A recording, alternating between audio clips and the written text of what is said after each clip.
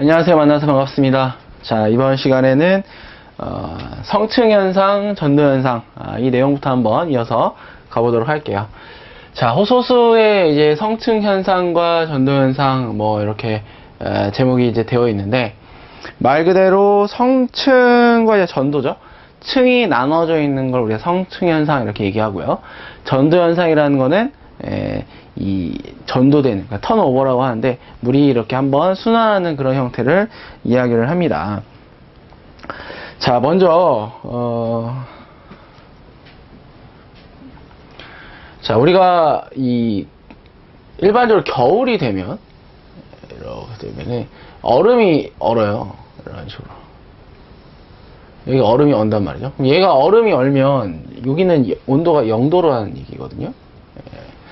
자, 물의 밀도가 4도씨에서 최대이기 때문에 물이 바닥에는 무거운 물이 있어요. 얘는 이제 4도씨 이렇게 됩니다. 그렇죠? 중간이야 뭐 0에서 4 사이를 이제 왔다 갔다 하겠죠. 자, 여기 이제 겨울이에요. 그러면 온도가 위에가 더 차갑고 밑에가 더 따뜻한 뭐 이러한 형태가 이제 될 거고요. 이제 겨울이 됐다가 봄이 되면은 이 얼음이 녹아요. 그래서 날이 따뜻해지니까. 그러면 이게 0이었다가 온도가 올라가니까 0, 1, 2, 3, 4 이렇게 갑니다. 4도씨가 됐을 때 물의 온도가 4도씨가 됐을 때 물의 밀도가 최대이기 때문에 4도씨가 되는 순간 이렇게 무거운 물이 내려가려고 하고 밑에 있는 물은 다시 얘가 이제 내려가니까 밑에 있던 거 위로 올라가고 이런 현상이 생기는 거죠. 이게 이제 봄이에요. 전체적으로 다 4도씨가 되는 그런 형태입니다. 자, 그리고 이제 봄과 여름인데 여름이 되면은 다시 이 외기의 온도가 굉장히 덥죠. 그러면은 위에가 뭐 예를 들어서 뭐 10도씨다. 그리고 또 밑에가 이제 또 4도씨인 무거운 물이 이렇게 형성이 됩니다. 이런 경우에는 여기가 더 따뜻하죠? 이렇게 된다라는 거예요. 자, 그리고 이 외기의 산소가, 이쪽에 산소가 굉장히 많고 물속에는 덜 있잖아요. 조금밖에 없어요. 그래서 이런 형태에서 요 위쪽에 여기 있는 물인 경우에는 산소가 더 많고 용존산소도 많고 밑에 있는 물은 용존산소가 좀 적어요. 그러면 결국은 뭐 이런 식으로 되겠지. 그쵸? 얘는 DO, 그 다음에 얘는 온도 이렇게 됩니다. 그러다가 이제 또 다시 가을이 되면은 밖이 추워지죠? 얘가 다시 내려가요. 19, 8, 7, 6, 5, 4. 4가 되면 또 이제 한 바퀴 돌아야 돼. 이렇게. 이게 가을이에요. 그리고 얘는 여름. 이렇게 호소수에서 이러한 형태가 1년에 우리가 이제 봄, 여름, 가을, 겨울 나누면은 계속 순환을 한다라는 겁니다. 자, 그래서 이렇게 겨울과 여름을 우리가 성층현상 이렇게 얘기해요. 얘네들을. 그 다음에 봄과 가을을 전도현상 이렇게 이야기를 합니다. 그리고 여기 이름이 있어요. 여기다 쓸까요? 여기 같은 경우에 이제 표수층이라고 하고요. 자, 여기는 수온약층이라고 합니다. 그리고 얘는 심수층이라고 그래요. 따라 적으시는 분들 계실 것 같은데 다 책에 있어요. 이해만 하시면 좋겠어요. 여기서는. 그래서 이렇게 돼요. 물론 이제 뭐 이 안에서 제가 설명드린 이 내용을 글로 다 표현을 하면서 시험에 나오곤 합니다. 자, 그래서 다시 한번 책을 보면서 정리를 하면은 이렇게 되겠죠. 이 움직임 있다. 전도현상과 전도현상과 성층현상이라는 게 생긴다. 봄과 가을, 여름과 겨울. 자, 그 다음에 이게 생기는 이유는 뭐였어요? 물의 밀도가 4도씨가 최대였기 때문에 계속 순환을 했던 거예요. 물의 밀도 차이가 이게 생긴다. 그리고 성층현상이라는 거는 순환층, 표수층, 그 다음에 수온약층, 심수층 이렇게 부르고요. 영어로 이제 에플레미온, 서머클라인, 하이플레미온 이렇게도 이야기를 해요. 그래서 뭐 EP까지, TH, HY 이 정도는 좀 기억을 하셨으면 좋겠습니다. 자, 상하의 수직 운당이 이제 전도현상이었죠. 여름 같은 경우에는 이렇게 성층 현상을 성층 현상이 생기게 됩니다. 그래서 온도와 DO가 같은 형태의 구배를 가지면서 분포하게 되겠어요. 그래서 이런 특징까지 좀 기억을 해주시고, 제가 앞에서 그림을 그렸던 봄, 여름, 가을, 겨울이 여기에 그대로 나와 있습니다. 그래서 이 봄과 가을이 전도 현상이죠. 자, 요 같은 경우 밑에 있는 바닥층이 한 번 더 위로 올라오기 때문에 오염 물질이 밑에 깔려있던 게 위로 올라올 수 있어요. 그래서 좀 탁한 그러한 형태가 되겠고, 얘네들은 이제 다 가라앉아 있어요. 효수층, 수온약층, 심수층 이렇게 되겠고, 온도 같은 경우에 이제 여름에는 여기가 더 따뜻하고요. 여기는 좀 더 차가워요. 그렇죠? 여기가 한 10이다. 10인지는 사실은 모르는데, 온도가 더 뜨거우면 온도가 올라가지. 얘는 4. 근데 여기는 0이에요. 왜? 얼음이 얼었다라고 보면은 0이고 여기는 4입니다. 그래서 반대의 구배를 갖고, 아까 앞에서 말씀드린 것처럼 여름 성층인 경우에는 온도 구배가 DO 구배와 같이 간다. 이 특징까지 기억을 하시면 되겠습니다.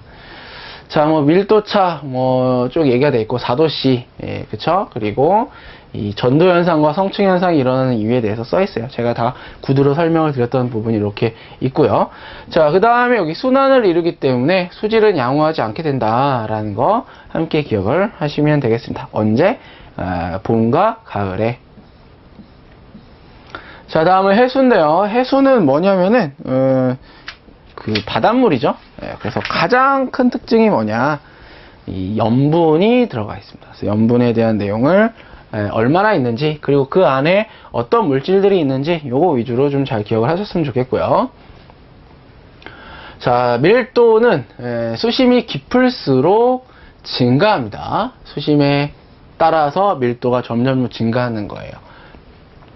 자, 염분도 있고 나트륨도 있고, Cl, 그 다음에 나트륨, 황산이 여러 가지가 있는데, 얘네들의 어떤 염분비의 염분비들은 일정하거든요. 염분비 일정의 법칙이라고 있습니다. 그래서 여기 마지막에 있는데, 이렇게 7가지를 홀리 세븐이라고 해서 각각의 주요 성분에 대한 순서들이에요. 그래서 이 성분들은 항상 일정합니다. 그런데 이게 1번 보기 있잖아요. 해수의 밀도는 수심이 깊을수록 증가한다.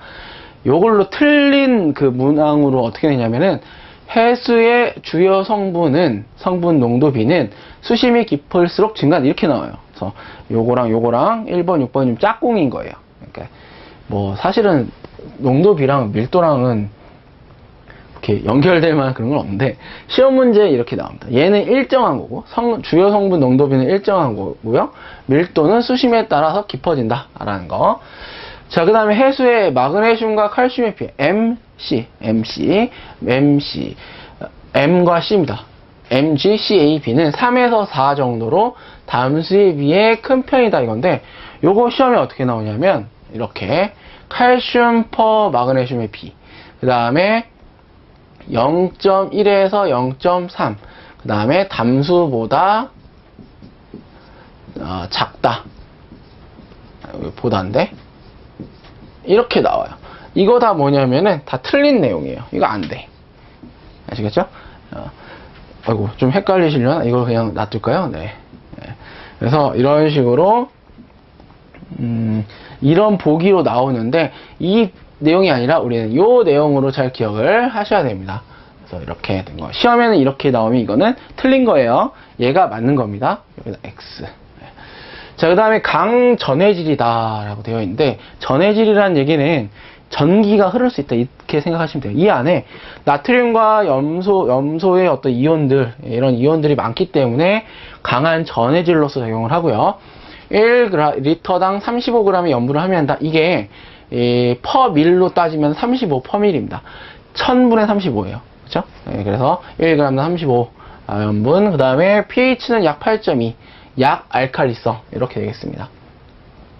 자, 다음 수자원 중에 97% 많죠? 근데 좀 사용이 제한적이다. 하지만 해수의 담수화를 통해서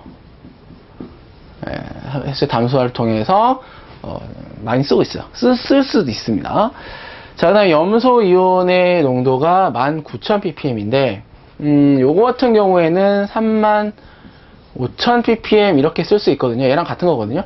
자, NaCl이기 때문에 그 안에 있는 질량의 비율이 이 35와 35,000과 19,000의 어떤 비율로 가긴 합니다. 하지만 우리가 뭐 그것까지 기억할 필요는 없고, 염소이온 Cl이 19,000ppm이다. 자, 그 다음에 적도에서는 좀 높고요. 극에서는 낮다. 이거 좀 어떻게 생각하면 좋겠냐면, 극지방에 빙하가 있어요. 얘가 좀 녹고 있다. 이렇게 생각하시면은, 그럼 극지방은 염분이 좀 낮을 것이고, 농도가. 그 다음에 적도 쪽은 높을 것이다. 상대적으로. 자, 그 다음에 전체 질소 중 35% 정도는 암모니아성 질소와 유기질소 이렇게 이야기를 합니다. 자, 여기에서 우리가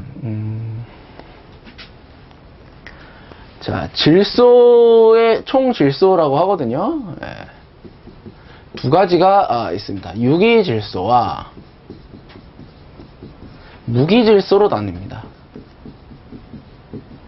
유기질소라는 거는 쉽게 얘기하면 이제 탄소의 결합으로 이루어진 질소의 형태를 얘기하는 거예요. 자, 무기질소에는 뭐가 있냐면 암모니아성 질소, 그 다음에 아질산성 질소, 질산성 질소 이렇게 있어요. 자, 여기에서 우리가 이 암모니아성 질소와 유기질소를 합한 얘를 갖다가 우리가 뭐라고 하냐면은 TKN, 총킬달 질소다 이렇게 얘기해요. 이렇게 부릅니다. 그래서 결국 우리가 해수에 들어있는 질소의 형태는 35%가 유기질소와 암모니아성 질소의 형태다. 이걸 다시 얘기하면 총 킬달 질소가 그만큼 있다. 이렇게도 이야기를 할 수가 있게 되겠습니다. 자, 그래서 다 조져버렸네. 이렇게 되고요. 그리고 하나 더. 자, 이거 순서를 우리가 좀 여러분들 기억을 하셔야 돼요. 자, 이렇게 하시면 좋겠습니다. 염, 나, 황, M, C. 팁의 말 MC. 칼, 중. 염, 나, 황, MC, 칼, 중. 그래서 이 순서를 물어볼 수도 있는 문제들도 자주 출제가 되고 있어요. 자, 다음은 수질오염의 특성인데, 이 부분은 여러분들 뭐 간단하게 이러한 물질이 이런 데서 나오는구나, 뭐 이 정도 보시면서 가볍게 넘어가시면 좋을 것 같습니다. 자, 먼저 점오염원과 비점오염원 이렇게 되어 있는데, 점오염원이라는 거는 이 포인트에서 나오는 거예요. 그냥 뭐 배출원이 하나인 모여있는 이곳에서 나오는 거고, 비점오염원인 경우에는 뭐 농경지나 밭처럼 이곳에서 불특정하게 막 쫙쫙 퍼져 나가는 거지. 이런 것 갖다 우리가 비점오염원이다 이렇게 이야기를 하죠. 뭐 생활하수, 축산폐수 이런 것들이 점오염원에 해당하고, 논, 밭, 뭐 과수원, 뭐 이런 것들이 이제 비점오염원에 해당, 도로 이런 것들이 비점오염원에 해당하고, 이게 이제 논이랑 밭 같은 경우는 농약을 치면 이 물이 비가 오면은 그 농약이 섞인 그 물이 외부로 나가니까 이렇게 되겠습니다. 그래서 홍수시에 비점오염원의 어떤 그런 오염이 부하가 주위로 많이 퍼져나가게 되는 그런 형태가 되겠고요. 자, 여기서부터는 이제 수질오염 물질의 특성에서 나오는데, 일정한 그 물질과 특정 물질과 그 물질이 갖고 있는 성질, 특성 뭐 이런 것들에 대한 내용이에요. 그래서 이런 특성들이 있는데, 이 물질은 뭐냐 이걸 물어볼 수도 있고요. 또는 이 물질을 딱 써놓고 그 특징들 중에 뭐 틀린 걸 골라라 이렇게도 물어볼 수도 있습니다. 하나씩 보면은 이제 카드뮴이죠. 카드뮴의 키워드, 여기 하연 정연이란 말이 있어요. 여기서 나온다. 그리고 이따이병, 일본에서 이따이병. 요즘 뭐 제가 이거를 이제 이죠. 굉장히 유명하신 분이 있어요. 카이라고. 그분의 어떤 이름 생각하시면서 카드뮴 이따이병 이렇게 보시면 좋을 것 같고, 그 다음에 여기 뭐 아연정리 아까 앞에서 제가 말씀드린 거 있고요. 이러한 데에서 나온다. 자, 그 다음에 PCB 있습니다. PCB 같은 경우에는 폴리클로레이티드 비페닐 이 약자인데, 파란색이 좋은데. 네. 자, 카네미유증이에요. 요거 좀 잘 기억하셨으면 좋겠어요. 카네미유증이라는 병이 PCB랑 관련이 있고요. 자, 크롬은 두 가지가 있습니다. 삼각 크롬과 육각 크롬. 뭐냐면은 크롬 3 플러스짜리가 있고요. 크롬 6 플러스짜리가 있는데 이 중에 요게 더 독성이 강해요. 그래서 삼각 크롬보다는 육각 크롬이 더 강하다. 은백색의 광택이 있고요. 육각 크롬이 더 강하다 이 얘기죠. 요거까지 같이 기억을 해주셨으면 좋겠고, 자, 수은 있습니다. 수은도 좀 자주 나오죠. 수은 같은 경우에는 어떤 내용이 꼭 나오냐면은 상온에서 유일하게 액체 상태인 금속이에요. 금속인데 상온에서 액체래요. 그 다음에 이러한 중추신경계 장애, 헌터-루셀 증후군과 미나마타병에서, 자, 이게 뭐예요? 숨이지. 수은. 이것도 마찬가지입니다. 수미죠? 이것도 굉장히 유명하신 분 계세요. 수미.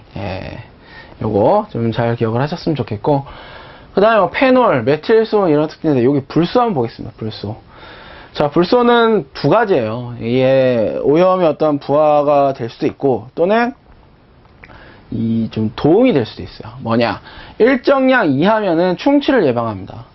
자, 0.6ppm 보는데 요 이하면 충치를 예방하고, 이게 넘어간다. 그러면은 반상치나 치아 에나멜 범랑 반점이라고 있습니다. 범랑 반점 이렇게 돼 있어요. 그러니까 치아에 손상이 주는 거죠. 적정량이 있어야 돼요. 그래서 이게 이제 자라나는 아이들은 불소가 좀 없는 치약을 씁니다. 거품이 잘 안 나요. 그런데 성인들은 치약 좀 짜서 막 하면 거품이 엄청 나요. 그만큼 이 불소가 반응성이 굉장히 좋습니다. 그래서 유괴물을 분해시키는 그 반응, 이걸 이용해서 하는 건데, 불소. 망간 같은 경우에 파킨슨씨병 이렇게 되겠습니다. 자, 부영양화 현상이라고 있어요. 오염이 어떤 현상, 오염 물질의 특성도 쭉 봤고, 이 부영양화 현상이라고 있는데, 이 부영양화 현상은 말 그대로 영양이 많은 거죠. 이 부영양화 현상이라는 거는 원인이 뭐냐면 질소와 인이에요. 그럼 질소와 인이 많이 들어가게 되면은 영양 물질이 늘어났다, 많아졌다 해서 부영양화 이렇게 얘기합니다. 그럼 빈영양 상태라는 건, 빈이라는 얘기는 없다는 뜻이거든요. 빈에서 부로 넘어가는데 이게 대량 유입되거든요. 여기서 질소보다는 인이 더 좀 영향을 많이 줘요. 제한기질로서 영향을 많이 주는데, 어찌됐든 간에 요게 많이 들어가면서 부영양이 되고, 요거를 좋아하는 친구들이 있습니다. 식물성 플랑크톤. 얘네들이 굉장히 많이, 이게 늘어났으니까, 내가 좋아하는 게 많아졌으니까 얘네들이 굉장히 많아져요. 그럼 얘네들은 뭐 하냐? 얘는 녹조류라고 하거든요. 얘는 광합성을 해요.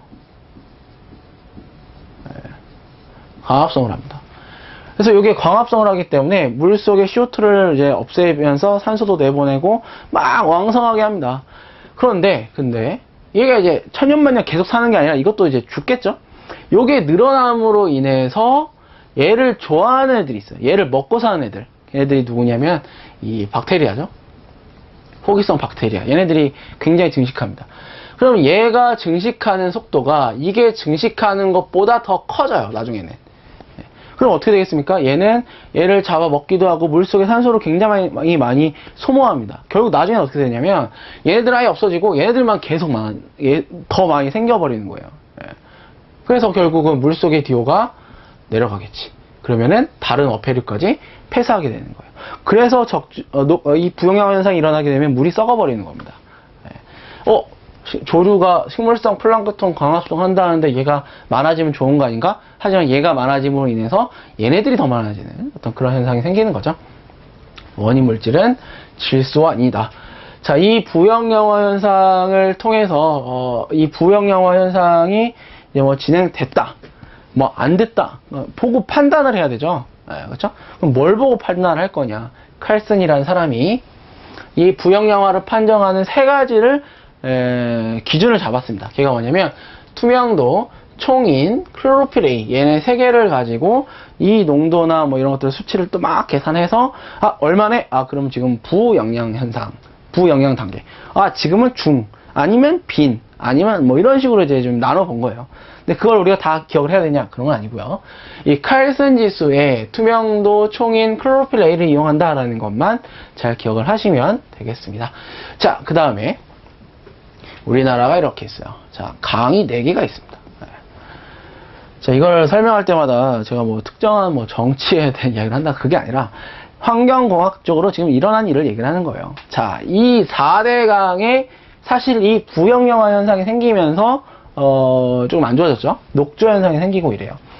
이 부영영화 현상은 원래 어디서 일어나냐면 정체성 수역에서 일어나요.